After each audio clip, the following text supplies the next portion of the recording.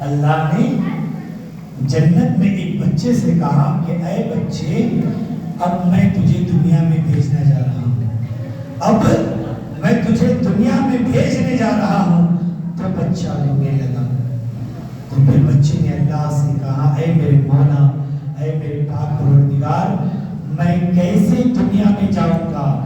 تو رب نے فرمایا کہ میں نے تیرے لیے ایک فرشتہ بھیجا رکھا ہے، ایک فرشتہ رکھا ہے، وہ فرشتہ تجھے لے کر دنیا میں آئے گا۔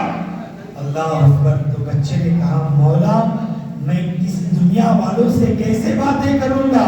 تو رب نے فرمایا میں نے اس کے لیے بھی فرشتہ مقرر کیا ہے، وہ فرشتہ تمہیں بتائے گا کہ دنیا والوں سے کیسے بات کرنا ہے، دنیا والوں کے سامنے کیسے رہنا ہے۔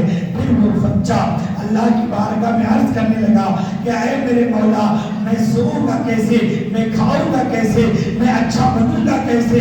تو رب نے فرمایا میں نے اس کے لیے بھی فرشتہ مقرر کیا ہے، وہ تمہیں بتائے گا کہ کس طرح وہ بتائے گا فرشتہ تمہیں کہ کس طرح دنیا میں زندگی گزارنا ہے، کس طرح دنیا میں رہنا ہے، کس طرح دنیا سے زندگی گزارنا ہے۔